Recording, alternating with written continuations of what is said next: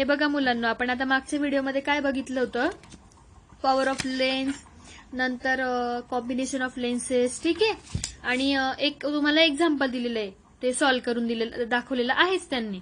मग ते तुम्ही बघायचं, तुम्हाला नसेल नाही जमलं तर मला विचारा, ठीक आहे. मग आता आपल्याला बघायचं आहे human I and working of its lens, म्हणजे मानवी डोळा व त्यातील भिंगांचे कार्य. मग त्याच्यात काय आहे, there is a very thin transparent cover membrane on the human eye.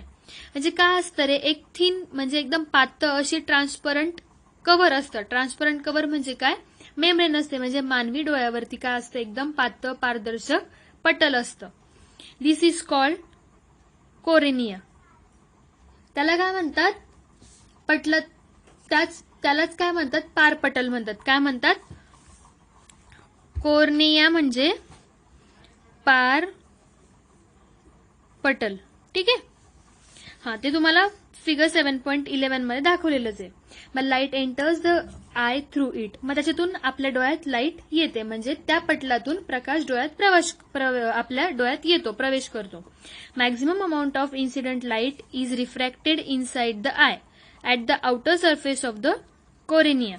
म्हणजे जास्तीत जास्त प्रवेश डोळ्यात जो करतो, तो डोळ्यात प्रवेश करणाऱ्या प्रकाराचे जास्तीत जास्त अपवर्तन म्हणजे काय होतं, रिफ्रॅक्टेड होते. रिफ्रॅक्टेड, तो लाईट रिफ्रॅक्शन, त्याचं रिफ्रॅक्शन होतं. मग ते रिफ्रॅक्शन होतं तर ते कुठे होतं, तर ते पटलाद्वारे होतं, ठीक आहे. There is a dark fleshy screen behind the cornea. म्हणजे त्याच्या मागे काय असतं, एकदम पटलाच्या मागे मांसल पडदा असतो, म्हणजे काय, डार्क, ठीक आहे. डार्क म्हणजे एकदम असा गडद, आणि फ्लेशी स्क्रीन, फ्लेशी म्हणजे काय, असा मांसल पडदा असतो. मग दिस इज कॉल्ड आयरिस. त्याला काय म्हणतात, आयरिस म्हणतात. आयरिस म्हणजे काय, बुबुळ. माहिती तुम्हाला बुबुळ काय असतं, ठीक आहे. The colour of the iris is different for different people. मग त्या आयरिसचा जो कलर आहे ना, तो प्रत्येक पीपलसाठी हा वेगवेगळा असतो, म्हणजे प्रत्येक लोकांसाठी हा काय असतो, वेगवेगळा असतो तुमच्या बुबुळाचा colour. There is a small hole of changing diameter at the centre of the iris which is called the pupil. म्हणजे बुबुळाच्या मध्यभागी ना बदलत्या व्यासाचे एक छोटेसे छिद्र असतं. तुमच्या डोळ्यात पण आहे बरं का, ते बघा. असं काय असतं, तिथे एक छोटंसं छिद्र आहे, एक स्मॉल होल आहे, आणि त्यालाच काय म्हणतात, प्युपिल. म्हणजे डोळ्याची जी बाहुली असते त्यालाच बाहुली म्हणतात. डोळ्याची बाहुली म्हणजे त्या छोट्या छिद्राला कुठे असतं, ते बुबुळाच्या मध्यभागी. त्याच्यामुळे काय होतं, बदलत्या व्यासाचे एक छोटे छिद्र असतं, कुठे, बुबुळाच्या मध्यभागी, आणि त्याला म्हणतात डोळ्याची बाहुली, ठीक आहे, म्हणजेच pupil. The pupil controls the amount of light entering the eye. If the light falling on the eye is too bright, pupil contracts, while if light is dim it widens. म्हणजे काय होतं, प्युपिल काय control करतो, light जी येते तुमच्या डोळ्यात तिची amount, म्हणजे जे डोळ्यात जो लाईट प्रवेश करतो, जे प्रकाशाचे किरण नियंत्रित ठेवण्यासाठी प्युपिलचा उपयोग होतो, म्हणजे डोळ्याच्या बाहुलीचा उपयोग होतो. आणि जी लाईट तुमच्या डोळ्यात पडते, जर तो प्रकाश जास्त असेल तर बाहुलीचे आकुंचन होते, आणि जर कमी असेल तर बाहुली रुंदावते.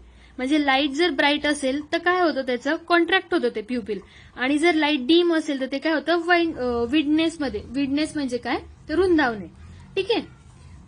On the surface of the iris there is a bulge of transparent layer. आणि त्या आयरिसच्या सरफेसवरती काय असतं, बुबुळाच्या पृष्ठभागावरती काय असतं, ट्रान्सपरंट लेअर असतात. ट्रान्सपरंट लेअर म्हणजे काय, की पारदर्शक पटलांचा फुगवटा असतो. मग there is a double convex transparent crystalline lens just behind the pupil. मग तुमच्या प्युपिलच्या पाठीमागे, म्हणजे लगेच डोळ्याच्या बाहुलीच्या लगतच मागे काय असतं, पारदर्शक बहिर्गोल भिंग असतं, म्हणजे द्विबहिर्गोल स्फटिकमय भाग असतो. Crystalline lens just behind the pupil, ठीक आहे, डबल कॉन्व्हेक्स. मग the lens provide small adjustment of the focal length to focus. The lens provide small adjustment of the focal length to focus the image. मग काय होते, ती lens जी आहे ना, ती आपण ऍडजस्ट करतो स्मॉल बिग याच्यात लेंथमध्ये, जसं असेल तसं. म्हणजे डोळ्याची बाहुली, डोळ्याच्या बाहुलीच्या मागे जो पारदर्शक बहिर्गोल स्फटिकमय भाग असतो, ते जे भिंग असते, बहिर्गोल भिंग, तर त्याचा आपण काय करतो, नाभी अंतराची सूक्ष्म अदलाबदल करते. मग काय होतं याच्यामुळे, this lens creates real and inverted image of an object on the screen inside the eye. मग त्याच्यामुळे स्फटिकीय जो हा भिंग जो असतो तो काय करतो, आपल्या याच्यात एक रिअल आणि इन्व्हर्टेड इमेज त्या ऑब्जेक्टची क्रिएट करतो. म्हणजे डोळ्याच्या आतील पडद्यावरती वास्तव आणि उलट प्रतिमा तयार होते. समजलं.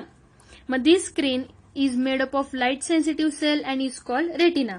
मग ती स्क्रीन कशाने बनलेली असते, तर लाईट सेन्सिटिव्ह सेलमुळे, आणि त्याचं नाव काय, रेटिना. म्हणजे डोळ्याचा पडदा हे काय असतं, एक संवेदनशील पटल आहे. मग this cell get excited when light falls on them and generate electric signal. मग काय होतं, यामध्ये जी सेल आहे तो एक्साइट होतो, जे कधी होतो, जेव्हा त्याच्यावरती लाईट रेस पडतात, आणि लाईट रेस पडले की मग अजून तिथे काय होतं, इलेक्ट्रिक सिग्नल जनरेट होतो. म्हणजे यामध्ये प्रकाश संवेदनशील पेशी असतात, या पेशी प्रकाशित झाल्यावर उत्तेजित होतात, आणि उत्तेजित झाला का मग तिथून विद्युत संकेत निर्माण करतात. This signals are convey to the brain through optic nerve. आणि तो जो सिग्नल आहे तो तुमचा ऑप्टिक नर्व थ्रू कुठे जातो, ब्रेनला जातो. म्हणजे हे विद्युत संकेत डोळ्यासंबंधीच्या मज्जुतंत्राद्वारे मेंदूकडे पाठवले जाते. Later the brain analyse these signals and converts them in such a way that we perceive the object as they actually are. म्हणजे मग नंतर मेंदू या संकेतांचा अर्थ व्यक्त करतो, आणि काय माहिती आहे आणि ती माहिती कशा प्रकारे प्रक्रिया केली करतो मेंदू माहितीवरती, तर त्याच्यानुसार आपल्याला समजतं. आणि मग नंतर वस्तू जशा आहेत तसे आपण आकलन होते. म्हणजे जशी वस्तू आपल्याला दिसली तसं आपली एखादी वस्तू समोर ठेवली आहे, ठीक आहे, त्याचा सिग्नल तुमचा डायरेक्ट डोळ्यांपासून मेंदूपर्यंत जाईल, आणि मेंदू नंतर अॅनालाइज करेल की हे काय, आणि मग नंतर आपण सांगू शकतो की वस्तू कुठली आहे समोरची. आलं लक्षात. आता आपल्याला काय बघायचंय, while seeing object at large infinite distance the lens of the eye becomes flat and its focal length increases as shown in part A of figure the 7.12. म्हणजे जर दूरवरच्या अंतरावरची जर वस्तू आपल्याला बघायची तर मग डोळ्याचे काय होते, भिंग चपटे होते. म्हणजे काय होतं, the lens of I become flat, ते चपटं होतं, आणि त्याचं नाभी अंतर काय होतं, वाढतं. म्हणजे इट्स फोकल लेंथ इन्क्रीजेस. हे तुम्हाला ए मध्ये दाखवलेलं आहे. हे बघा इथे ए, ही a figure, he B figure. समजलं. नंतर while seeing nearby object the lens become more rounded and its focal length decreases as shown in part B of the figure 7.12. म्हणजे जर जवळ अंतर असले तर काय होतं, दूरवरचं अंतर असेल तर काय होतं, वस्तू जेव्हा आपण बघतो दूरवरच्या अंतरावरची तर तेव्हा डोळ्याचे भिंग हे चपटं होतं आणि नाभी अंतर हे वाढत जातं. आणि जर जवळची वस्तू बघायची असेल तर डोळ्याचे भिंग हे फुगीर होते आणि नाभी अंतर कमी होते. आलं लक्षात.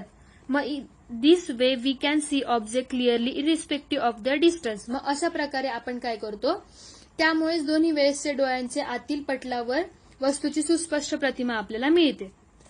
ठीक आहे. हे बघा इथे स्क्लेरेरा, नंतर iris, cornea, pupil, eyelid. Okay, हे दाखवले फिगरमध्ये. The capacity of the lens to change its focal length as per need is called its power of accommodation. म्हणजे जर नाभी अंतर आवश्यकतेनुसार बदल करण्याच्या भिंगाच्या क्षमतेला समयोजन शक्ती म्हणतात. म्हणजे कोणाची कॅपॅसिटी, लेन्सची कॅपॅसिटी काय चेंज करतं, it's focal length as per need. म्हणजे आपल्याला जसं गरज असेल तशी त्याची जर फोकल लेंथ तो चेंज करत असेल तर त्याला काय म्हणतात, अकॉमोडेशन. आलं लक्षात. Although the elastic lens can change its focal length to increase or decrease it can not do so beyond a limit.